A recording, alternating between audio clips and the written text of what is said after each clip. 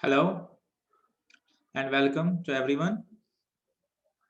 जैसा कि आपको पता होगा कि हमने लास्ट लेक्चर में अपना परम्यूटेशन का कॉन्सेप्ट पढ़ा था, उसको कंप्लीट किया था, उस पे एग्जांपल्स भी करी थी और हमने परम्यूटेशंस में जो सिंपल परम्यूटेशंस है जहाँ पे कोई रेस्ट्रिक्शन है नहीं, विदाउट रेस्ट्रिक्शन जिसको बोलते हैं परम्यूटेशन विदाउट रेस्ट्रिक्शन, हमने वो कॉन्सेप्ट पढ़ा था, उसके क्वेश्चंस हमने सॉल्व किए थे। अभी जो हम अब पढ़ेंगे परम्यूटेशंस ही कंटिन्यू करेंगे, पर परम्यूटेशंस में हम सेकंड पार्ट पढ़ेंगे, स्पेशल टाइप ऑफ परम्यूटेशंस, या इसको हम बोलते हैं परम्यूटेशंस विद रेस्ट्रिक्शंस। अगर परम्यूटेशन का कॉन्सेप्ट ही फर्दर उसमें आपको कुछ रेस्ट्रिक्शंस दी जाए प्रॉब्लम में, तो उस रेस्ट्रिक्शंस के केस में आप कैसे नंबर ऑफ वेज निकालेंगे और कैसे वो प्रॉब्लम्स को टैकल करेंगे। तो ठीक है, तो हम आइए हम शुरू करते हैं आज आपके साथ परम्यूटेशंस विद रेस्ट्रिक्शंस वाला पार्ट।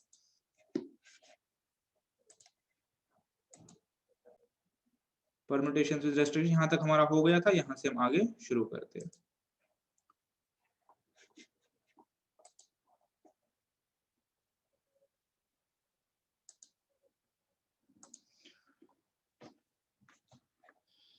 सबसे पहले हम कुछ जर्नल बातें रिपीट करेंगे। हमारे पास परम्यूटेशन हम कैसे डिनोट करते हैं? एन पी आर से, जिसको हम बोलते हैं n factorial divided by n minus r factorial. ठीक है, ये हमने सीखा हुआ है। या और अगर हमारे पास 5p5 है तो 5 फैक्टोरियल की इक्विवेलेंट होता है। npn हमारे पास n फैक्टोरियल की इक्विवेलेंट होता है। ये चीजें हमने ऑलरेडी समझी होगी। ठीक है, अब हम इसी कॉन्सेप्ट को आगे लेके चलेंगे और इसी के थ्रू हम स्पेशल परम्यूटेशन समझने की कोशिश करेंगे। बेसिस आपकी यही रहेगी, बेसिस आपकी चेंज नहीं होगी, बेसिस आपकी यही रहेगी। इसी को यूज करके हम आगे वाले कॉन्सेप्ट जो है उनको पढ़ेंगे। ठीक है, तो इसमें जो हमारे पास पहला रहने वाला है, फर्स्ट जो रहने वाला है इसमें हमारे पास स्पेशल परम्यूटेशन में, वो होगा हमारे पास सर्कुलर परम्यूटेशन।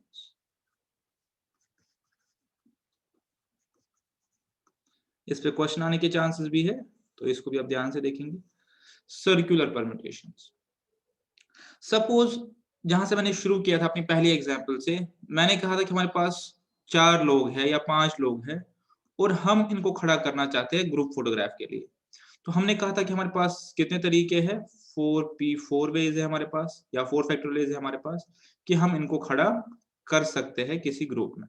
ठीक है, हमने ऐसे भी समझा था कि हमारे पास 4 वेकेंट प्लेसेस है, तो पहला बंदा जब आके बैठेगा, कहीं भी बैठ सकता है, तो उसके पास 4 वेज है।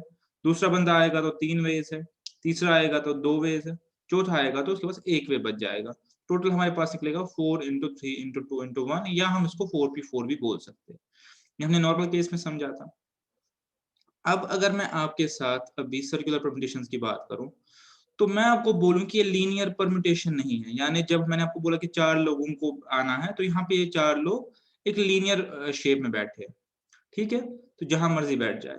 अब अगर मैं आपसे क्वेश्चन ऐसे पूछूं कि 4 लोगों को बैठना है, 4 लोग है ए बी सी डी, लेकिन इनको बैठना है हमारे पास एक राउंड टेबल में।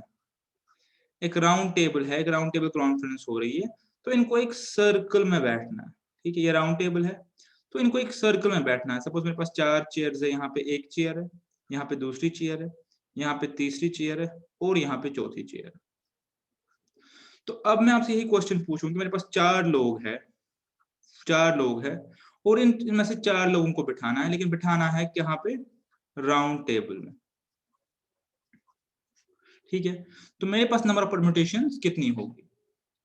तो क्या हम सेम लाइन वाली रीजनिंग यहाँ यूज कर सकते हैं? क्वेश्चन ये है कि जो हमने रीजनिंग पढ़ी थी कि आप इनको 4p4 तरीकों से बिठा सकते हैं, या 4 × 3 × 2 × 1 तरीकों से बिठा सकते हो, कि यहाँ पे हम ये रीजनिंग यूज कर सकते हैं या नहीं कर सकते। क्वेश्चन ये है। अब यहाँ पे आप एक चीज समझने की कोशिश कीजिए कि एक लाइन और एक सर्कल में क्या फर्क है। लाइन और सर्कल में क्या फर्क है? तो इसमें आप ये समझ गए होंगे कि जो लाइन होती है हमारे पास, लाइन का कोई स्टार्टिंग पॉइंट होता है, कोई एंड पॉइंट होता है। अगर मैं ए इसको स्टार्टिंग पॉइंट मानूं तो बी मेरा एंड पॉइंट है, और बी को एंड पॉइंट मानूं तो ए मेरा स्टार्टिंग पॉइंट है। तो लाइन के केस में क्या होता है कि हमारे पास रेफरेंस पॉइंट ऑलरेडी हमारे पास होता है। दैट मीन्स कि in case of line, reference point already exist, because जब हम बोलते हैं कि ए यहाँ बैठेगा, बी यहाँ बैठेगा, सी यहाँ बैठेगा, डी यहाँ बैठेगा, तो इसका मतलब है कि हम रेफरेंस पॉइंट यूज कर रहे हैं। ए या डी दोनों में से एक हमारे पास रेफरेंस पॉइंट है, ठीक है। तो इस रेफरेंस पॉइंट को यूज करके हम बोलते हैं कि 4 फैक्टोरियल नंबर ऑफ वेज है। बट सर्कल के केस में, सर्कल शेप के केस में अगर आप देखिए, सर्कल का कोई स्टार्टिंग पॉइंट या एंड पॉइंट नहीं होता। There is no reference point in circle, ठीक है। There is no reference point in circle. इसको फिर से एक बार यहाँ पे समझने की कोशिश करेंगे थोड़ा सा क्लियरली, कि जब मैं बोल रहा हूँ कि ए बी सी या डी में से ए चारों में से कहीं भी बैठ सकता है, तो जब ए यहाँ बैठ जाता है या यहाँ बैठे या यहाँ बैठे तो या यहाँ बैठे, तो ये चारों अलग अलग तरीके हैं। ए का यहाँ बैठना, ए का इधर बैठना, इधर बैठना या इधर बैठना अलग है, बिकॉज ए लाइन के या तो स्टार्टिंग में बैठेगा या मिड में या एंड में या मिड में।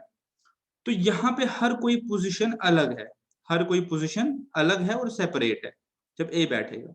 But in case of circle अगर आप देखें, तो अब मैं ए को बोलूंगा यार आप कहीं भी बैठ जाओ इस सर्कल में, तो ए अगर कहीं भी बैठे, ए अगर कहीं भी बैठे, ए यहाँ बैठे, ए यहाँ बैठे, ए यहाँ बैठे या ए यहाँ बैठे, तो ये इन एनी केस ये सेम है। यानी देयर इज नो डिस्टिंक्शन के ए इधर बैठा, इधर बैठा, इधर बैठा या इधर बैठा, बिकॉज सर्कल के केस में there is no reference point. तो जो पहला बंदा होता है, कोई भी जो फर्स्ट पर्सन है जिसको इस सर्कुलर टेबल के अराउंड बैठना है, तो वो जब बैठेगा तो उसके पास बैठने के 4 तरीके नहीं है, उसके पास बैठने का एक ही तरीका है। ये चीज आपको टेक्निकली थोड़ा सा समझना पड़ेगा कि लाइन में जब बंदा आता है, लाइन तो ऐसे आपको समझा दे कि ये मेरे पास सपोज, हाँ ऐसे समझ पाएंगे। लीनियर परम्यूटेशन के केस में मेरे पास 4 लोग हैं ए बी सी डी, और मैं ए को बोल रहा हूं आप कहीं भी जाके बैठ जाओ। तो अगर ए यहाँ बैठेगा, दूसरे केस में ए यहाँ बैठेगा, तीसरे केस में ए इधर बैठेगा और चौथे केस में ए इधर बैठेगा। अगर हम इनको गौर से देखें तो ये चारों अलग अलग परम्यूटेशन है, ठीक है। यानी ए के पास 4 वेज है, ए के पास 4 वेज है to stand in a linear way. अगर हमें लीनियर परम्यूटेशन बनानी है, हमें एक स्ट्रेट लाइन में खड़ा होना है, हमें एक स्ट्रेट, अगर हमारे पास चेयर्स पड़ी है जो कि सर्कुलर शेप में नहीं है, जो स्ट्रेट पड़ी हुई है, हमारे पास बेंच पड़े हैं, कोई भी इस टाइप की परम्यूटेशन हो, तो हमारे पास ए जो है इसके पास 4 ऑप्शन है बैठने के। मींस ये अलग वे है, ये अलग वे है, ये अलग वे है, ये अलग वे है। लेकिन अगर मैं यही सर्कुलर टेबल में देखूं, अगर मैं इसको सर्कुलर टेबल में देखूं कि अगर ये मेरे पास 4 पोजीशंस है एक सर्कल में, ये दूसरा, ये तीसरा और ये चौथा, ठीक है। अब अगर मैं गौर से देखूं कि ए आके इधर बैठ गया या ए आके इधर बैठा या ए आके इधर बैठा या ए आके इधर बैठा, बट चारों केस में मेरे पास ये सेम है, ये सेपरेट अरेंजमेंट्स नहीं है, बिकॉज कोई रेफरेंस पॉइंट नहीं है। तो ए जहां बैठेगा वही से हमारा रेफरेंस शुरू हो जाएगा इनका सर्कुलर परम्यूटेशन। ये मैं आपको ऐसे भी समझा सकता हूँ कि अगर बी सी डी इधर बैठे या बी सी डी इधर बैठे, बी सी डी इधर बैठे और बी सी डी इधर बैठे। अब अगर हम इन परम्यूटेशंस को गौर से देखें, इन परम्यूटेशंस को गौर से देखें, तो मेरे पास सर्कुलर के केस में ये सेम परम्यूटेशंस है, ये सेम परम्यूटेशंस है, ठीक है। बिकॉज ए के बगल में बी और डी आ रहा है, ए के बगल में बी और डी आ रहा है, ए के बगल में बी और डी आ रहा है, ए के बगल में बी और डी आ रहा है। तो अगर मैं ऐसे भी इसको समझना चाहूं तो ये जो 4 अरेंजमेंट्स है ये सेम अरेंजमेंट्स है। तो इन शॉर्ट कुल मिला के सर्कुलर परम्यूटेशन के केस में बात ये है कि जो पहला बंदा आएगा वो कहीं भी मर्जी जाके बैठे तो उसका अरेंजमेंट एक ही होगा। यानी अगर मैं आपको बोल रहा हूँ कि 4 लोगों को इस राउंड टेबल के अराउंड बैठना है, तो मिस्टर ए के पास बैठने के सिर्फ एक वे है, बस वो कहीं भी बैठे वो रेफरेंस पॉइंट बन जाएगा, ठीक है। सपोज ए यहाँ बैठा, उसके बाद हमारे पास बचा बी सी और डी। अब ये बी सी डी जहां मर्जी बैठे तो ये अलग अलग परम्यूटेशंस बना सकते हैं। तो अब बी सी डी को 3 लोग हैं, इनको 3 जगह बैठना, इनके पास कितने तरीके आपको पता है, 3 फैक्टोरियल वेज है या 3p3 वेज है। तो मेरे पास सोल्यूशन क्या आएगा इस क्वेश्चन का, 3 फैक्टोरियल वेज। ठीक है, ठीक है, इसको फर्दर इलस्ट्रेट करते हैं कि मेरे पास एक सर्कुलर टेबल है और यहाँ पे ठीक है 5 चेयर्स लगी है, तो 5 लोगों को एक राउंड टेबल कॉन्फ्रेंस के लिए बैठना है। तो कितने नंबर ऑफ वेज होंगे कि लोग बैठ पाएंगे? तो आपको पता है कि जो पहला बंदा आएगा उसके लिए तो वे एक ही है, और बाकी 4 लोग हैं तो 4 फैक्टोरियल तरीके है। ठीक है, बिकॉज सर्कल में हमारे पास रेफरेंस पॉइंट नहीं होता, पहला बंदा जहां बैठेगा उसके लिए एक ही वे है और वहां से फिर हम रेफरेंस पॉइंट लेंगे। ठीक है, तो अगर मैं इसको जर्नलाइज करूं तो number of ways to arrange n things, ठीक है, n things in a circle, एक सर्कल में अगर उसे बिठाना चाहूं तो कितने मेरे पास आएंगे, n-1 फैक्टोरियल।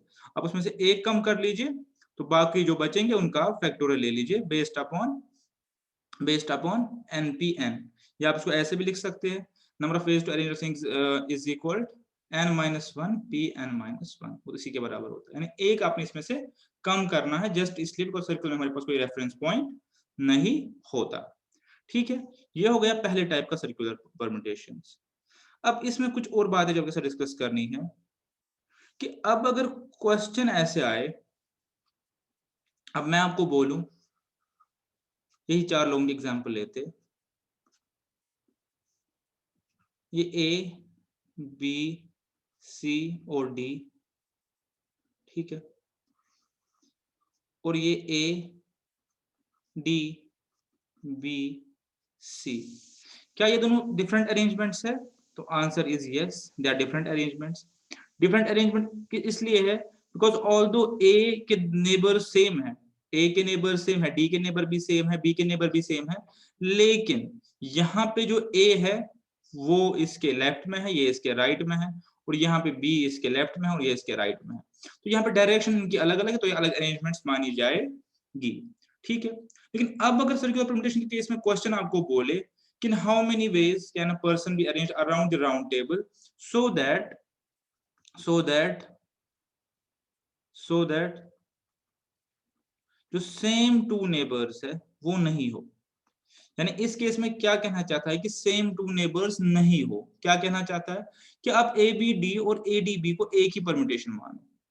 अगर ऐसा क्वेश्चन आया, नॉर्मली तो अलग अलग परम्यूटेशन, लेकिन क्वेश्चन कभी आपको बोल सकता है कि how many ways can 5 persons या 6 persons be arranged in a round table so that there are no common neighbours.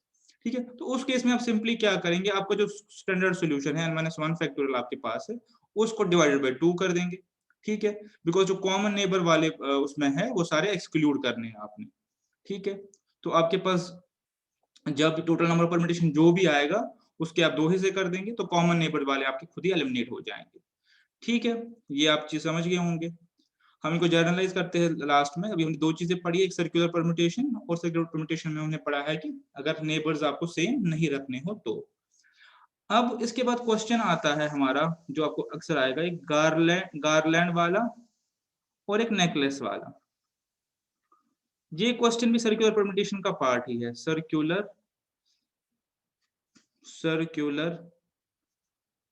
Permutation का पार्ट ही है। इस क्वेश्चन में क्या फर्क है आपको समझा देता हूं। इसमें क्वेश्चन ऐसे आ सकता है कि मेरे पास सपोज 8 फ्लावर्स है, तो मुझे उनको एक गार्लैंड में लगाना है, गार्लैंड मतलब फूलों की माला में लगाना है, तो मेरे पास कितने तरीके हैं मैं उसको लगा सकता हूँ, ये भी सर्कुलर परम्यूटेशन क्वेश्चन आ गया। या मेरे पास 10 बीड्स है और मुझे ये बीड्स या डायमंड्स फिक्स करने हैं नेकलेस में, तो कितने तरीके मेरे पास होंगे। ठीक है, तो अब इस क्वेश्चन और सर्कुलर परम्यूटेशन के क्वेश्चन में क्या फर्क है आप समझिए। अगर मैं इसको गार्लैंड को बोलूं, आपने पढ़ा हुआ है कि सर्कुलर परम्यूटेशन आपने एक लेस करना है बिकॉज एक रेफरेंस पॉइंट सिलेक्ट करना है, तो आपका आना चाहिए यहाँ पे 7 फैक्टोरियल, और यहाँ आपको आना चाहिए आपके पास 9 फैक्टोरियल आंसर, बिकॉज एक आपने रेफरेंस पॉइंट सिलेक्ट करना है। लेकिन अगर आप गौर से देखें, राउंड टेबल और गार्लैंड या नेकलेस में क्या कुछ फर्क है? बिल्कुल है, एक फर्क है कि गार्लैंड यानी फूलों की माला या नेकलेस, इनको हम टर्न कर सकते हैं अपसाइड डाउन, अपसाइड डाउन, यानी गार्लैंड को मैं अपसाइड डाउन फ्लिप कर सकता हूं, नेकलेस को मैं अपसाइड डाउन फ्लिप कर सकता हूं, जबकि राउंड टेबल को मैं फ्लिप नहीं कर सकता। राउंड टेबल मेरे पास फिक्स्ड रहता है, ठीक है, राउंड टेबल मेरे पास फिक्स्ड रहता है, तो मेरे पास पहले बंदे को छोड़ के बाकी सारी पोजीशंस फिक्स्ड है राउंड टेबल में। बट गार्लैंड एंड नेकलेस के केस में क्या है कि अगर मैंने एक ऐसा गार्लैंड बनाया, सपोज मैंने बनाया x, यहाँ पे एक है, y यहाँ पे एक फूल है, z और a एक फूल है, और अब उसको मैं फ्लिप करूं, मैं इस गार्लैंड को पूरा फ्लिप करूं, तो अगर इसमें दूसरी तरफ ले जाऊं तो ये अरेंजमेंट, और अगर ये z ऊपर आ गया, z ऊपर आ गया, x इधर आ गया, a इधर ही रहेगा, y इधर ही आएगा, तो अब अगर मैं देखूं इसको फ्लिप करके तो ये और ये मेरे पास सेम हो जाएगा, इसको वापस फ्लिप करूं तो सेम हो जाएगा। यानी इस गार्लैंड के केस में क्या होता है, मेरे पास जो क्लॉकवाइज और एंटी क्लॉकवाइज का कॉन्सेप्ट है वो नहीं रहता, बिकॉज मैं इसको दोनों साइड फ्लिप कर सकता हूं, मैं इस पूरे गार्लैंड को, मैं इस पूरी माला को फिक्स कर सकता हूं। आप चाहे तो एक स्ट्रिंग में कुछ, चाहे बीड्स को, स्ट्रिंग में 4-5 बीड्स डाल के देख लीजिए कि अगर आपके पास एक स्ट्रिंग है और आप उसको फ्लिप कर रहे हो, तो जो फ्लिप करके आएगा और जो फ्लिप करने से पहले आएगा वो दोनों सेम परम्यूटेशंस होंगी, एक्सेप्ट फॉर क्लॉकवाइज और एंटी क्लॉकवाइज डायरेक्शन उनकी होगी। तो इसीलिए जो हमारे पास अपसाइड डाउन हो सकते हैं लाइक गार्लैंड या नेकलेस, इसके केस में आपका सोल्यूशन वही है, n-1 फैक्टोरियल ही है, लेकिन आपको डिवाइड बाय 2 करना है, बिकॉज एंटी क्लॉकवाइज और क्लॉकवाइज गार्लैंड आपके लिए एक ही है, ठीक है। तो यहां तक मेरा सर्कुलर परम्यूटेशन वाला पार्ट कंप्लीट है। मैं इसको एक बार नोट डाउन करता हूं आपके साथ।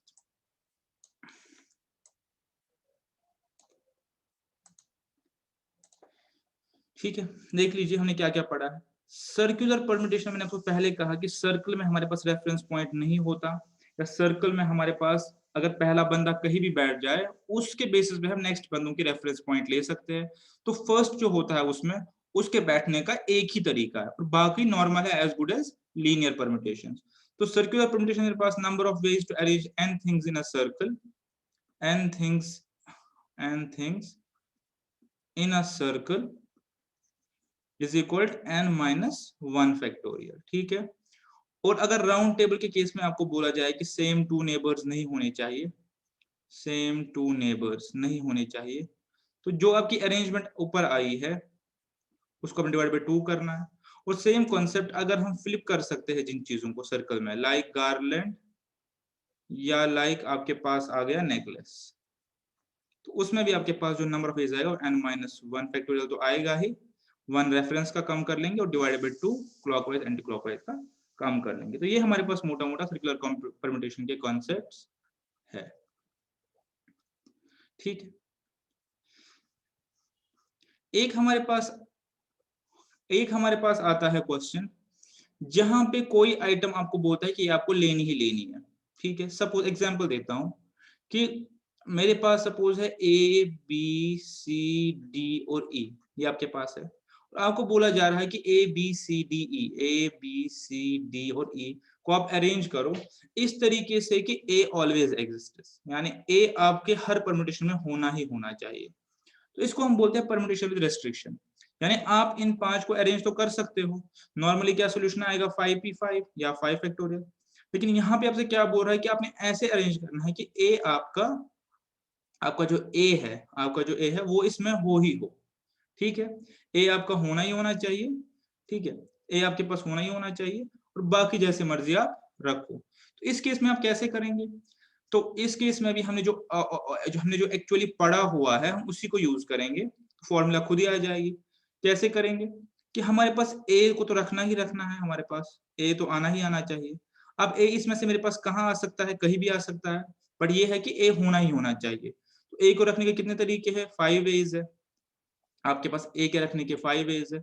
उसके जब आपने ए को कहीं प्लेस कर दिया, लेट अस प्रिज्यूम कि ए को यहाँ प्लेस कर दिया, तो आपने ए को कहीं प्लेस कर दिया, उसके बाद आपके पास क्या बचता है, आपके पास 4 प्लेसेस बचती है, और 4 आपके पास जो रखने वाले हैं जिनको प्लेस करना है, तो उसमें आ जाएगा 4p4, ठीक है। तो अगर ऐसा केस आपके पास आएगा जब आपने एक कोई पर्टिकुलर चीज को रखना ही रखना है ग्रुप में, उसको आपने रखना ही रखना है। तो आपके पास कैसे सोल्यूशन आएगा, उस चीज के तो जो जिसको ऑब्जेक्ट को रखना ही रखना है उसके 5 वेज है, और बाकी जो बचे उनको नॉर्मली 4p4 या 4 फैक्टोरियल कर दीजिए।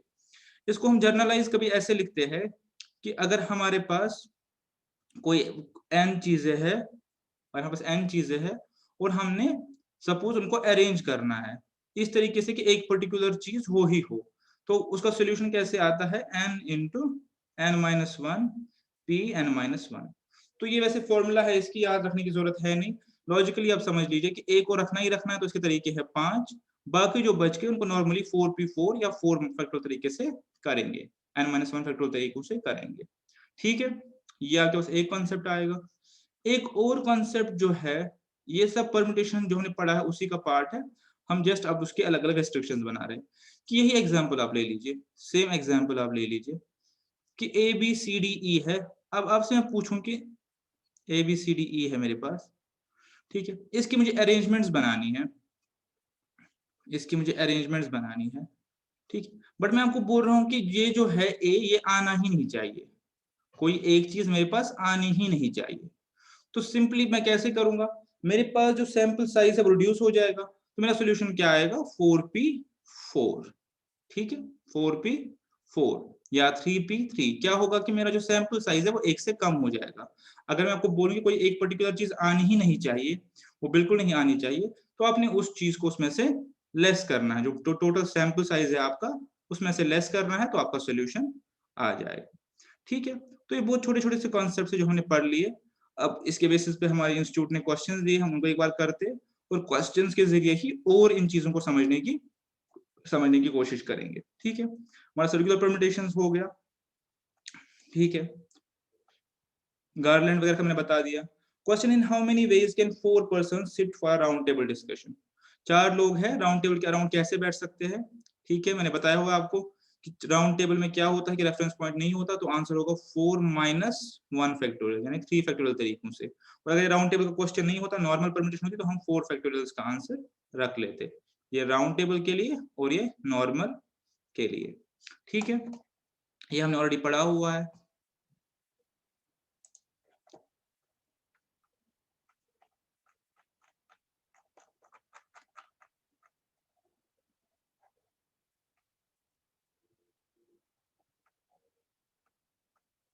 मैंने आपको ऑलरेडी बता दिया। ठीक है, यहाँ से हम एग्जाम्पल्स एक बार देखते हैं। ठीक है, जो एग्जाम्पल्स है विद रेस्ट्रिक्शंस, इनको देखते हैं। इसमें से हमने कुछ एग्जाम्पल्स या कुछ टाइप के एग्जाम्पल्स लास्ट लेक्चर में किए होंगे, बट यहाँ से इनको समझने की फिर से एक बार कोशिश करेंगे।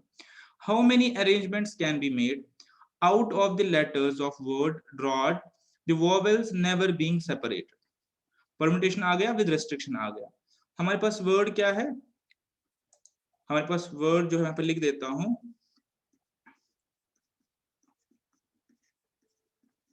ठीक है, 7 डिजिट वर्ड है। ठीक है, अभी क्या बोल रहा है क्वेश्चन कि हमने इसकी अरेंजमेंट्स बनानी है ब्रॉड की, लेकिन इस तरीके से बनानी है कि जो वोवेल्स है वो सेपरेट ना हो, हमारे पास जो वोवेल्स है वो सेपरेट ना हो। तो हमें नंबर ऑफ वेज निकाल, ऐसा क्वेश्चन हमने किया हुआ है। हमारे पास कंसोनेंट्स कितने हैं और वोवेल कितने, वो नोट करते हैं। हमारे पास कंसोनेंट्स है D, R, G, H, T, और वॉवेल्स हमारे पास है ए और यू। अब क्वेश्चन बोल रहा है कि वॉवेल्स आपके पास सेपरेट नहीं होनी चाहिए, तो हम ऐसे क्वेश्चंस कैसे करते हैं, हम वॉवेल्स को एक वर्ड मान के चलेंगे। हमारे पास क्या बच गया, D, R, G, H, T, और एक वॉवेल्स का स्ट्रिंग हमारे पास बच गया कि हमने इनको आपस में अरेंज करना है। तो अब मेरे पास बताइए कि मेरे पास 6 है, अब मैं 7 नहीं बोलूंगा 6 बोलूंगा, बिकॉज वॉवेल्स को मैंने एक मान लिया। तो मैं इनको कैसे अरेंज कर सकता हूँ, 6 फैक्टोरियल वेज है मेरे पास, 6p6 कर लीजिए, कर लीजिए। लेकिन क्या मेरे पास वॉवेल्स इंटरनली अरेंज हो सकते हैं, क्या ए और यू इंटरनली अरेंज हो सकता है, हाँ जी हो सकता है, यू और ए भी आ सकता है। अब मैं ए यू लिखूं या यू ए लिखूं, दोनों केस में वॉवेल सेपरेट नहीं हो रहे। तो मेरे पास एक्सटर्नल अरेंजमेंट क्या आ गया, 6 फैक्टोरियल, इंटरनल अरेंजमेंट क्या आ गया, 2 फैक्टोरियल। ये मेरे पास इसका आंसर होगा। ठीक है, ठीक है, 6 into 5 into 4 into 3 into 2 into 2, इसके पास मेरा आंसर होगा। अब इसमें आपने एक चीज समझना है यहाँ पे कि इससे पहले हमने एक क्वेश्चन किया था ट्रायंगल का, कि ट्रायंगल शुड ऑलवेज अपीयर। वहां पे लेकिन हमने इंटरनल अरेंजमेंट नहीं लिया था, बिकॉज क्वेश्चन क्या बोल रहा था कि आपके पास एंगल हमेशा आना चाहिए।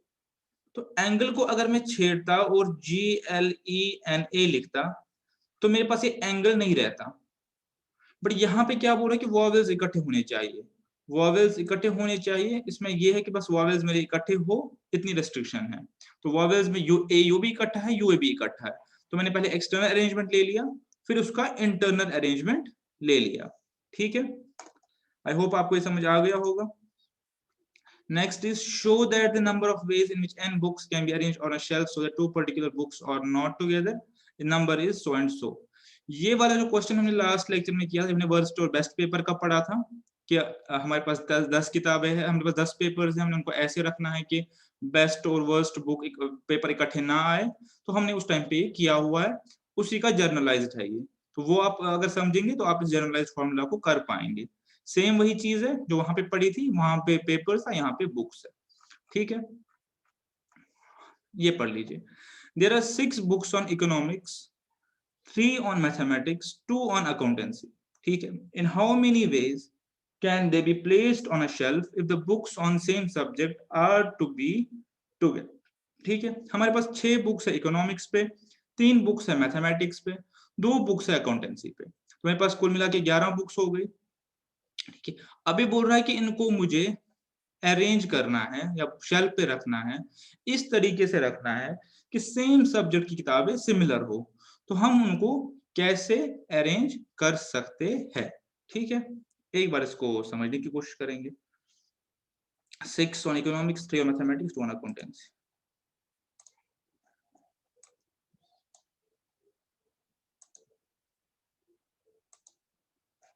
क्या है मेरे पास? इकोनॉमिक्स की 6 बुक्स है, 3 मैथमेटिक्स की है और 2 अकाउंटेंसी की है। ऐसा ही है कुछ? ठीक है, ये मेरे पास बुक्स है। अब इनको मुझे ऐसे रखना है कि बुक सेपरेट ना हो। सपोज मैं बुक्स को, ये मेरे पास बुक्स जो है इनकी नंबरिंग करूं जस्ट आपको शो करने के लिए। मेरे पास क्या आ गया? E1, E2, E3, E4, E5, E6 और मेरे पास आ गया M1, M2, M3 और मेरे पास आ गया A1 और A2।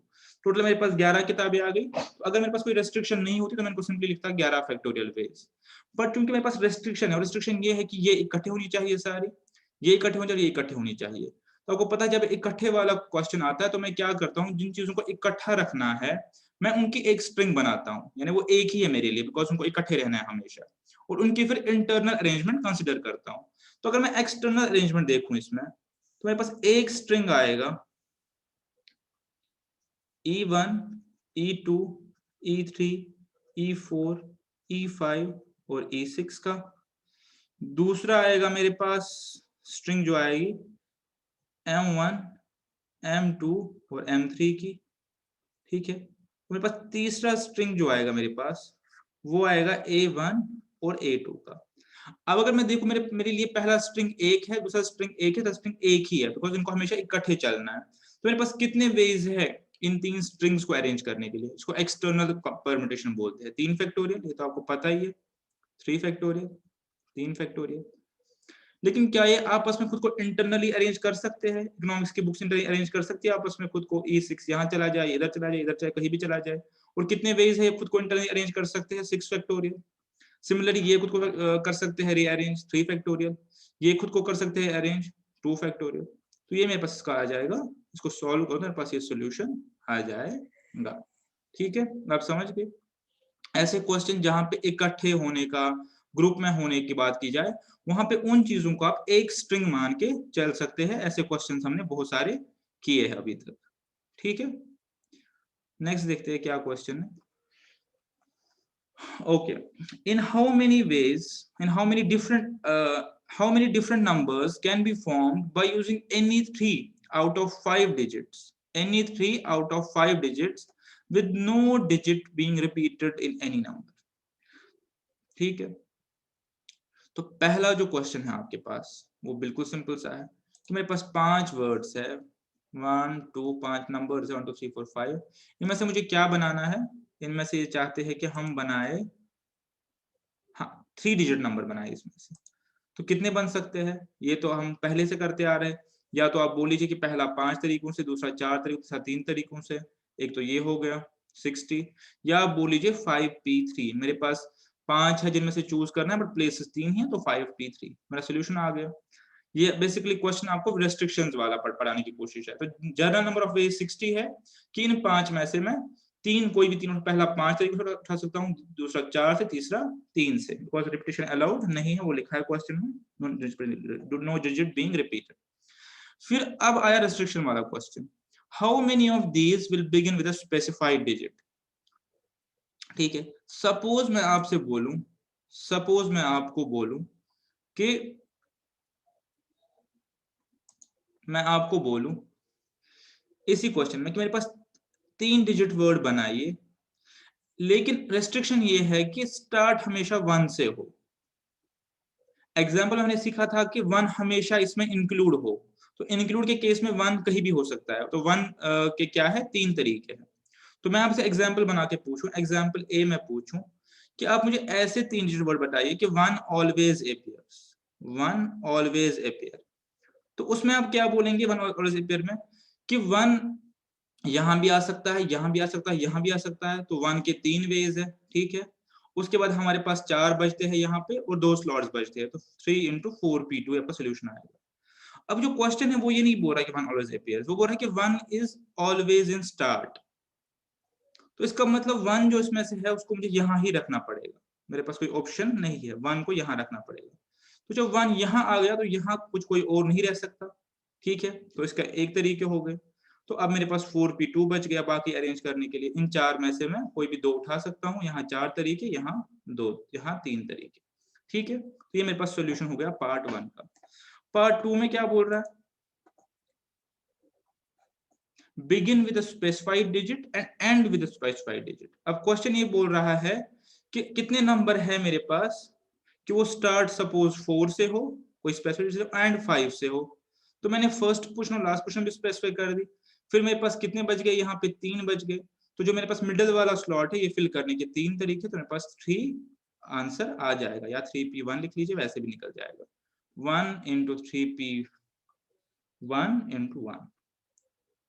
ठीक है, तो इसका आंसर 3 आ जाएगा। ठीक है, विद रेस्ट्रिक्शंस वाला पोर्शन है, हम लॉजिकली इसको साथ साथ समझ के कर रहे हैं।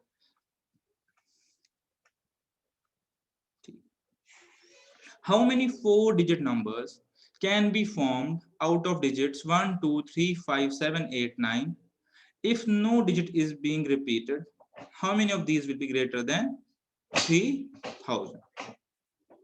ठीक है, ये क्वेश्चन हमने ऑलरेडी किया हुआ है पीछे, तो अभी फिर से कर लेते हैं कि हमारे पास 7 डिजिट्स है। हमारे पास है 1 2 3 5 7 8 9, 1 2 3 5 7 8 9। अब क्या बोल रहा है कि इससे मैं कितने 4 डिजिट नंबर्स बना सकता हूँ, रिपीटिशन अलाउड नहीं है। तो 1 2 3 4 कितने बना सकता हूँ, मेरे पास ये है 1 2 3 4 5 6 7, मैं बना सकता हूँ 7p4। ठीक है, 7p4 बना सकता हूँ, आप सॉल्व कर लेंगे। दूसरा पार्ट बोल रहा है कि 3000 से जो भी मेरे पास आए वो 3000 से ऊपर हो। तो 3000 से ऊपर होने के लिए मैं यहाँ पे कोई भी डिजिट नहीं लिख सकता। यहाँ मेरी रेस्ट्रिक्शन है कि यहाँ मैं या तो 5 लिखूं, या 7 लिखूं, या 8 लिखूं, या 9 लिखूं। तो मेरे पास यहाँ बच गए 4 वेज। इसके बाद मेरे पास जब मैंने यहाँ पे इनमें से कोई एक लिखा, तो मेरे पास कितना बच गया सैंपल में, कोई एक यहाँ से हट जाएगा। मेरे पास 1 2 3 4 5 6 बच गए, और 6 में से मुझे 3 स्लॉट पूरे करने हैं। मेरा आंसर आएगा 4 into 6p3। ठीक है, या ऐसे लिख सकता हूँ 4 into 6, यहाँ पे 6 तरीके हो गए, 5 तरीके हो गए, और 4 तरीके हो गए, बिकॉज रिपीटिशन अलाउड नहीं है। रिपीटिशन अलाउड नहीं, क्योंकि एक आ गया तो फिर अगला एक कम हो जाएगा। मेरे पास रिपीटिशन अलाउड नहीं है। ऐसे क्वेश्चंस हमने किए हुए ऑलरेडी, तो फिर से अभी एग्जांपल्स इस पे चल रही है। ठीक है,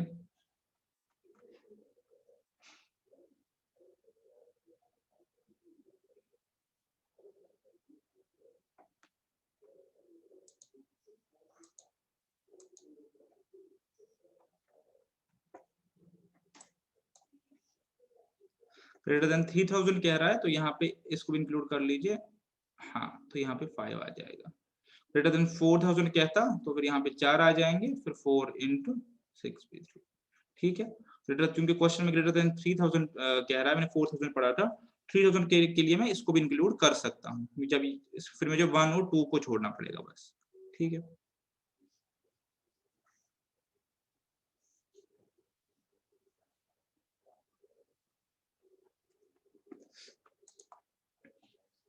ये हो गया आपके पास।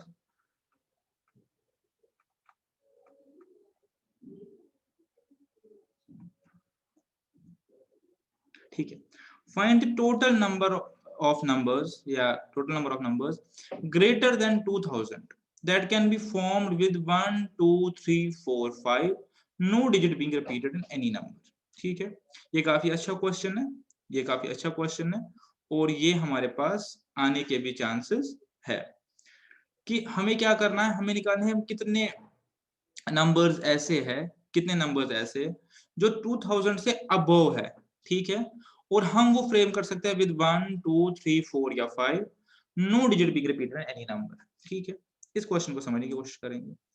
हमें वो सारे नंबर निकालें जो 2000 से ऊपर हो और जो हम फ्रेम कर सकते हैं विद वर्ड्स 1 2 3 4 5, 1 2 3 4 एंड 5, ठीक है। अब यहाँ पे क्वेश्चन ने एक चीज साइलेंट रखी है, क्वेश्चन ने ये नहीं बोला कि मुझे कितने डिजिट का वर्ड बनाना है, क्या मुझे 1 डिजिट का बनाना है, क्या 2 का बनाना है, क्या 3 का बनाना है, 4 का बनाना है, 5 का बनाना है, क्वेश्चन ने ये नहीं बोला। तो आप इसको लॉजिकली एक बार अप्रोच कीजिए। 1 2 3 4 5 से मैं अगर कोई भी सिंगल डिजिट का वर्ड बनाऊं, कोई भी बनाऊं, सपोज 1 2 3 4 या 5, तो ये सारे 2000 से नीचे है, तो सिंगल का सवाल ही नहीं हो सकता। अगर मैं डबल डिजिट भी बनाना चाहूं इससे, सपोज 12 13 51 45, तो 2000 से ऊपर हो ही नहीं सकता, तो डबल भी नहीं होगा, सिमिलरली ट्रिपल भी नहीं होगा। तो मेरे पास जो क्वेश्चन चाह रहा है कि कह रहा है कि आप इनमें से वर्ड्स बनाइए, इनमें से नंबर्स बनाइए जो 2000 से ऊपर हो, तो या तो वो 4 डिजिट होंगे या तो वो 5 डिजिट होंगे, ठीक है। चलिए पहले 5 डिजिट बना के देख लेते हैं। अगर मैं इनमें से कोई भी 5 डिजिट नंबर बनाऊं, कोई भी बनाऊं, तो डेफिनेटली वो 2000 से ऊपर होगा। तो मैं जो भी ना 5 डिजिट नंबर इनसे बना सकता हूं वो 2000 से ऊपर आ जाएंगे। अब मेरे पास कितने तरीके हैं आप सबको पता है, 5p5 या आप बोल लीजिए 5 फैक्टोरियल, ठीक है, 5 फैक्टोरियल, तो 120 तरीके हो गए। तो ये जो 120 नंबर है 5 डिजिट के जो इससे बन सकते हैं 120 नंबर्स, वो सारे मेरे पास 2000 से ऊपर होंगे। अब मेरे पास क्या निकालना है कि क्या मैं कोई 4 डिजिट के नंबर भी बना सकता हूं ऐसे। अब 4 डिजिट के नंबर अगर मैं इससे बनाऊं तो वो 2000 से ऊपर भी हो सकते हैं, 2000 से नीचे भी हो सकते हैं। बट अगर मुझे 2000 से ऊपर वो चाहिए तो मुझे पहला डिजिट 2 3 4 या 5 रखना होगा, मैं 1 को नहीं रख सकता। तो यहाँ पे इस प्लेस पे मेरे पास कितने तरीके हैं फिल करने के, 4 वेज है, ठीक है। उसके बाद मेरे पास सैंपल में कितने बचेंगे, जब मैंने एक रख लिया 4 बचेंगे, तो 4 वेज है, फिर 3 है और फिर 2 है, ठीक है। 4 इंटू 4 इंटू 3 इंटू 2 मेरे पास 96 आ गए। तो ये मेरे पास आ गया इसका सोल्यूशन, ठीक है। इस क्वेश्चन में एक ही चीज थी कि यहाँ पे आपको ये नहीं दिया था कि मुझे कितने डिजिट के नंबर बनाने हैं, तो मैंने ये चेक किया कि सिंगल डबल ट्रिपल डिजिट मेरे किसी के काम के नहीं है, वो 2000 से ऊपर नहीं जा सकते। 5 डिजिट सारे ही 2000 से ऊपर है। 4 डिजिट में मैंने ऐसे परम्यूटेशंस ली जहां पे मेरे पास वैल्यू जो है 2000 से ऊपर बनेगी, उनका सम किया और मेरे पास ये सोल्यूशन आ गया, ठीक है। There are 6 students of whom 2 are Indians, 2 Americans, and 2 Russians. They have to stand in a row for a photograph. So that 2 Indians are together, Americans are together, Russians are together. Find the number of ways they can do so. Example 7 आपकी as it is जो example हमने करी थी उधर books पे, economics, mathematics, accountancy की book पे, as it is वैसे ही है। आप जिनको इकट्ठे रहना है उनको एक string बना लीजिए, उनकी external permutation निकाल लीजिए, और जो string के अंदर है उनकी internal permutation निकाल लीजिए, ठीक है। एक बार आप ऐसे करेंगे तो आपका ये हो जाएगा, ठीक है। A family of 4 brothers and 3 sisters is to be arranged for a photograph in one row. In how many ways can they be seated if all the sisters sit together, ठीक है।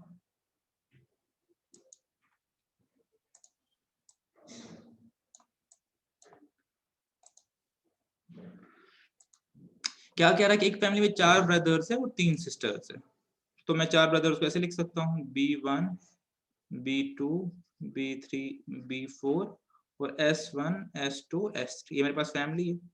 ठीक है, अब क्वेश्चन रेस्ट्रिक्शन क्या है कि इनको photograph के लिए बैठना है, तो 7 लोग हैं टोटल मेरे पास। In how many ways can they be seated if all sisters sit together. ठीक है, आप समझ गए होंगे, ये तीनों कह रहे हैं कि इनको इकट्ठे बैठना है फोटोग्राफ में, ये तीनों इकट्ठे आने चाहिए। तो मैं आपको पहले ही बोला जिनको इकट्ठे आना चाहिए उनको एक यूनिट बना लीजिए। तो मेरे पास क्या बचा नर्शल में, B1 B2 B3 B4, और मुझे अरेंज करना है ये स्ट्रिंग, मुझे अरेंज करनी है। अगर मैं देखो मेरे पास कितने आ गए, 1 2 3 4 5, इनको मैं अरेंज कर सकता हूँ 5 फैक्टोरियल तरीकों से, बट इंटरनली ये जो सिस्टर है वो रीअरेंज कर सकती है, इंटरनल अरेंजमेंट, तो हो गया 3 फैक्टोरियल, तो ये मेरे पास आंसर आ गया। ठीक है, अब दूसरा पार्ट क्या है, नो सिस्टर्स सिट टुगेदर। मेरे पास जो सिस्टर्स है वो साथ नहीं आनी चाहिए। ठीक है, तो ये केस मैंने आपको दिखाया हुआ है पिछले एग्जाम्पल में, एक बार फिर से देखते हैं। अब मैं ये चाहता हूं कि ये लोग इकट्ठे ना बैठे, तो मैं क्या करूंगा, पहले इनको अरेंज करूंगा।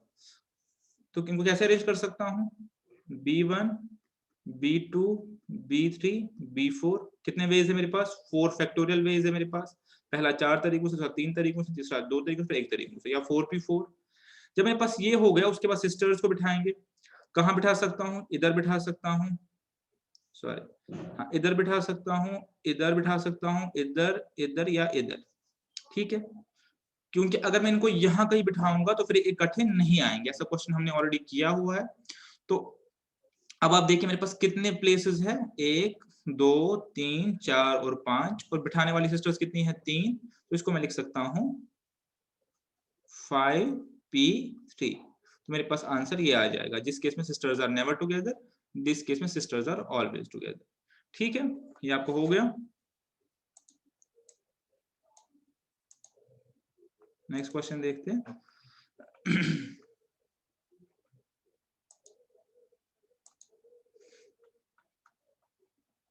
In how many ways can 8 persons be seated at a round table? In how many cases will 2 particular persons always together? ठीक है, कह रहा है कि 8 लोगों को राउंड टेबल के अंदर बैठना, कितने तरीके आपको पता है, 7 फैक्टोरियल तरीके हैं, 8 - 1 पता है आपको, सर्कुलर पॉइंट में पहला हमें छोड़ना होता है, वो रेफरेंस पॉइंट बन जाता है हमारा 7 फैक्टोरियल। अब ये बोल रहा है कितने तरीके हैं कि 2 लोग हमेशा इकट्ठे हो, तो इकट्ठे में रूल वही है कि जिन लोगों को इकट्ठे रहना है उनका एक स्ट्रिंग बना दो। सपोज मैं मेरे पास A B C D E F G और H है।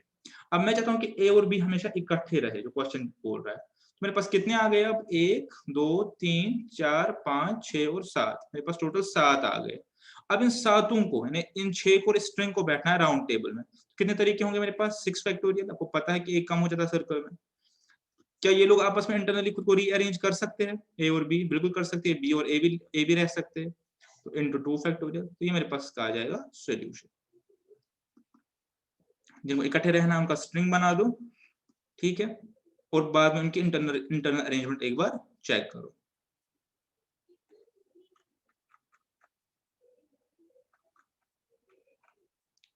Six boys and 5 girls are to be seated for a photograph in a row such that no 2 girls sit together and no 2 boys sit together. Find the number of ways in which this can be done. ठीक है,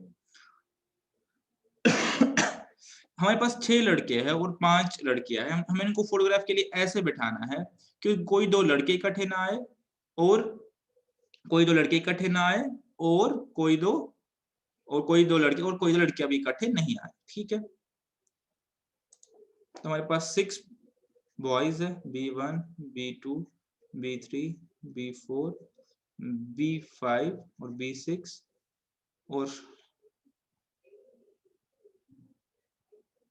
5 girls है, G1 G2 G3 G4 G5।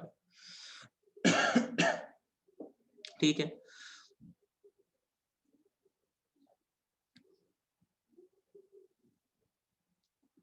तो इसमें देख लीजिए, सबसे पहले मैं बॉयज को अरेंज कर दूं, कर दिया मैंने अरेंज, ये B1 ये B2 ये B3 ये B4 ये B5 और ये B6। ठीक है, ठीक है, कर दिया मैंने अरेंज इनको। अब मुझे बताइए कितने तरीके हैं इनको अरेंज करने के। 1 2 3 4 5 और 6, आपको पता है 6 फैक्टोरियल तरीके हैं। अब मैं क्या चाहता हूँ कि जो गर्ल्स है वो भी इकट्ठे ना बैठे, इसमें से कोई इकट्ठे ना बैठे। तो इसका क्या तरीका है, इनको मैं यहाँ पे बिठा दूं, एक को यहाँ पे, दो यहाँ पे, तीन यहाँ पे, चार यहाँ पे, पांच यहाँ पे। तो मेरे पास 5 स्लॉट्स आ गए।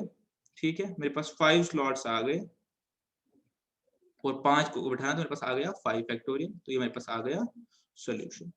अब इसमें एक क्वेश्चन होता है कि इससे पहले हमने जो क्वेश्चन किए उसमें हमने जो फर्स्ट कंपोनेंट है उसके लेफ्ट वाला भी कंसीडर किया स्लॉट, इसमें क्यों नहीं कर रहे। सपोज मैं कह रहा हूँ ये B1 हो गया, ये B2 हो गया, ये B3 हो गया, ये B4 हो गया, ये B5 हो गया, B6 हो गया। तो ये 6 फैक्टोरियल हो गया, पता है आपको। इससे पहले मैंने क्या करवाया था कि यहाँ भी स्लॉट है, यहाँ भी है, यहाँ भी है, यहाँ भी है, यहाँ भी है, यहाँ भी है। तो हम इसमें से कहाँ इनको बिठाए, और इधर भी है राजा। हम इसमें से इनको कहाँ बिठाए, तो फिर हमने नंबर ऑफ वेज कैलकुलेट की। लेकिन यहाँ पे एक इशू है, अगर मैं गर्ल को यहाँ बिठाऊं, 2 तीसरी को यहाँ, चौथी को यहाँ और पांचवी को यहाँ बिठा दूं, तो मेरा B5 और B6 इकट्ठे आ गया। और क्वेश्चन क्या रहा है, no two boys no two girls. ठीक है, तो इसलिए मैंने ये स्लॉट और ये स्लॉट कैंसिल कर लिया। मुझे इनको मैंडेटली इधर इधर इधर इधर इधर बिठाना है, तो मेरे पास 5 फैक्टोरियल तरीके आ जाएंगे। ठीक है, अब अगर यही क्वेश्चन होता, in how many ways can they be arrange if no two girls are to sit together. तो अब रेस्ट्रिक्शन किसकी थी, खाली गर्ल्स की थी। तो मैं इसको फिर ऐसे करता कि बॉयज के 6 फैक्टोरियल तरीके हो गए, 1 2 3 4 5 6। तो गर्ल यहाँ भी बैठ सकती है, यहाँ भी, यहाँ भी, यहाँ भी, यहाँ भी, यहाँ भी और यहाँ भी, बिकॉज मेरे पास रेस्ट्रिक्शन खाली अगर बॉयज की ही होती। फिर मैं सोल्यूशन आ जाता 6 फैक्टोरियल और 7p5, 1 2 3 4 5 6 और 7 के साथ में से कहीं भी 5 जगह बैठ सकते हैं। बट चूंकि रेस्ट्रिक्शन बॉयज की भी है, गर्ल्स की भी है, तो मुझे इन गर्ल्स को नेसेसरली यहाँ पे फिट करना पड़ेगा। ठीक है, तो इसके साथ मेरी ये एग्जांपल्स कंप्लीट हो गई। अब हम देखते हैं आपके एक्सरसाइज 5b, और 5b आपके लिए रहेगी होमवर्क। 5b आप सॉल्व करेंगे, इसमें से ऐसा कोई क्वेश्चन है नहीं जो सॉल्व नहीं होगा। क्वेश्चन नंबर 12 मुझे लगता है आपके साथ करना पड़ेगा।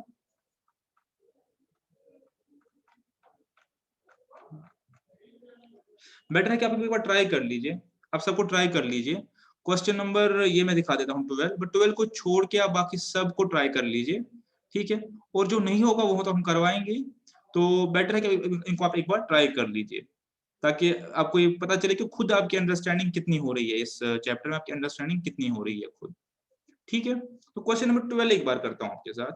थोड़ा सा सेंसिटिव क्वेश्चन है, एक्चुअली एक फॉर्मूला है, एक स्टैंडर्ड फॉर्मूला है, बट आपसे यहाँ पे डेरिवेशन मांगा गया है और ये आ भी सकता है। ठीक है, तो ये एक बार देख लेते हैं। पहले क्वेश्चन बोल क्या रहा है, ये जो सिंबल होता है इसको समेशन बोलते हैं। ठीक है, इसको समेशन बोलते हैं। किस चीज का समेशन मांग रहा है, r r P r, r r P r, और आर का रेंज बोल रहा है 1 से लेकर 10 तक। पहले आप इसको समझ लीजिए क्वेश्चन क्या बोल रहा है। ये बोल रहा है कि मुझे सम चाहिए उन सारी टर्म्स का, किन टर्म्स का, r into r P r का। ठीक है, उन सारी टर्म्स का सम चाहिए, लेकिन कितनी टर्म्स है वो, ये कह रहा है वो टर्म्स इतनी है कि मुझे आर की वैल्यू 1 से लेकर 10 तक लिखनी है। तो ऐसे दिखा देता हूँ, अगर मैं आर की वैल्यू 1 लूं तो मेरे पास टर्म क्या बनेगी, 1 इंटू 1p1। ठीक है, प्लस सम चाहिए, आर की वैल्यू 2 ले लूं, 2 into 2p2 plus 3 into 3p3 plus so last की है 10p10, इसका मल्टीप्लिकेशन में 10 है। आप समझ गए, टर्म है r into r P r, और r की वैल्यू 1 से 10 तक जाएगी और सब का सम करना है, इसको समेशन बोलते हैं, इसको बोलते हैं फ्रॉम टू वैल्यू। ठीक है, तो क्वेश्चन आपने समझ लिया, क्वेश्चन क्या है। क्वेश्चन बेसिकली है ये सिंप्लीफाइड फॉर्म में।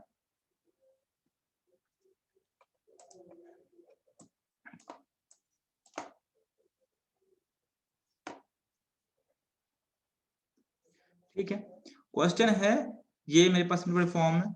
अब इसको मैं कैसे लिख सकता हूं, आपको पता है 1p1 is equal to 1 factorial plus 2 2 factorial plus 3 3 factorial plus 4 4 factorial plus 5 5 factorial plus 6 6 factorial प्लस 7 7 फैक्टोरियल सारा लिखा बिकॉज मैं चाहता कि अंडरस्टैंडिंग अच्छे से हो जाए, वरना डॉट डॉट करके हम इसको कंटिन्यू कर सकते थे सीरीज को, प्लस 10 इंटू 10 फैक्टोरियल। ठीक है, अब मेरे पास ये 1 तो एज इट इज ही 1 है, इसमें कुछ नहीं कर सकता मैं। अब मैं इस ये 1 मेरे पास एज इट इज है, इसको तो मैं कुछ नहीं कर सकता। ठीक है, ये जो 2 है, ये 3 है, ये 4 है, ये 5 है, मैं जो बेसिक मैंने पढ़ा था मैं इनको स्प्लिट करके चलता हूँ। मैं इनको स्प्लिट करता हूँ, कैसे करता हूँ, रेड पेन से दिखा दो। मैं इसको लिखता हूँ यहाँ पे 3 माइनस 1 2 ही हो गया इंटू 2 फैक्टोरियल। ठीक है, ऐसे मैं नेक्स्ट को क्या लिख सकता हूँ, 4 माइनस 1 इंटू 3 फैक्टोरियल। ऐसे में क्या लिख सकता हूँ 4 वाले को, 5 minus 1 into 4 factorial and so on and so fourth. 9 को क्या लिख सकता हूँ, 10 माइनस 1 इंटू 9 फैक्टोरियल, इसको मैं स्प्लिट किया, और लास्ट को 11 माइनस 1 इंटू लिख सकता हूँ 10 फैक्टोरियल। ठीक है, मैं इसको ऐसे लिख दिया। अब ये मैंने क्यों किया आपको आप समझ आएगा। जब मैं इसको फर्दर लिखना चाहूँ तो 2 फैक्टोरियल में 3 जोड़ दीजिए, आपको पता है 2 फैक्टोरियल से बराबर 2 इंटू 1, इसमें 3 मल्टीप्लाई कर लीजिए तो बन गया मेरे पास 3 फैक्टोरियल, है ना। 2 फैक्टोरियल को एक 3 मल्टीप्लाई कर, तो जैसे मैं 3 को लिखता था, n को लिखता था, n फैक्टोरियल को n into n minus 1 factorial. अब मेरे पास 2 फैक्टोरियल है और एक और उसमें मल्टीप्लिकेशन आ रहा है, उसके जो ऊपर एक डिजिट है वो तो 3 फैक्टोरियल बन जाएगा। ठीक है, ये आप समझ रहे होंगे, 2 factorial is equal 2 into 1 into 3 कर लीजिए तो 3 फैक्टोरियल हो गया, और अगर 1 से करूं डिवाइड तो माइनस 2 फैक्टोरियल बन गया मेरे पास। ठीक है, सिमिलरली अगर मैं इसको करूं 3 फैक्टोरियल को करूं 4 से मल्टीप्लाई तो 4 फैक्टोरियल बन जाएगा, और माइनस मेरे पास आ जाएगा 3 फैक्टोरियल। आप इस सीक्वेंस को समझ पा रहे होंगे। प्लस करना चाहूं तो बन गया 5 फैक्टोरियल, माइनस मेरे पास आ जाएगा 4 फैक्टोरियल। ऐसे प्लस करूं तो 6 फैक्टोरियल, माइनस मेरे पास 5 फैक्टोरियल। ऐसे ही करना चाहूं तो डॉट डैश डैश डैश करके यहां तक आ जाएगा 10 फैक्टोरियल, माइनस मेरे पास आ जाएगा 9 फैक्टोरियल, प्लस आ जाएगा यहाँ पे 11 फैक्टोरियल। ठीक है, और माइनस आ जाएगा 10 फैक्टोरियल। अब अगर मैं गौर से देखूं इस सीरीज को, तो मेरे पास ये इधर कैंसिल आउट हो रहा है, ये इधर कैंसिल आउट हो रहा है, ये इधर कैंसिल आउट हो रहा है, and so on and so fourth. ठीक है, मेरे पास ये 9 कैंसिल आउट हो जाएगा, यहाँ पे 9 होगा, ये इसके साथ कैंसिल आउट हो जाएगा। अगर आप पूरा लिखेंगे तो आपको दिख जाएंगे वो टर्म्स बीच में। तो नेट मेरे पास जो बचेगा 1 माइनस 2 फैक्टोरियल का, प्लस 11 फैक्टोरियल। ठीक है, इसको मैं ओ लिखना चाहूंगा, मेरे पास बनेगा 11 factorial minus 1 is equal to 11 p 11 minus 1। ठीक है, ये आ गया मेरे पास, और ये इसका सॉल्यूशन भी है। एक तो एक स्टैंडर्ड फॉर्मूला भी है, यहाँ पे डेरिवेशन पूछा गया, काफी इंपॉर्टेंट क्वेश्चन है, आ भी सकता है। ठीक है, तो इसका आंसर जो है 11 p 11 माइनस 1 होगा। ठीक है, तो इस क्वेश्चन को छोड़ के जो भी एक्सरसाइज 5B में रेस्ट ऑफ क्वेश्चन है वो आपकी होमवर्क है, आप उनको सॉल्व कर लीजिए। उसमें से जो क्वेश्चन नहीं हो रहा है मुझे बताइए, वो हम नेक्स्ट लेक्चर में आपके साथ सॉल्व करेंगे। ठीक है, तब तक के लिए अपना ख्याल रखिए। ठीक है, अपना ख्याल रखिए, इन क्वेश्चन को अटेम्प्ट कीजिए, तो हम मिलते हैं अपने नेक्स्ट लेक्चर में।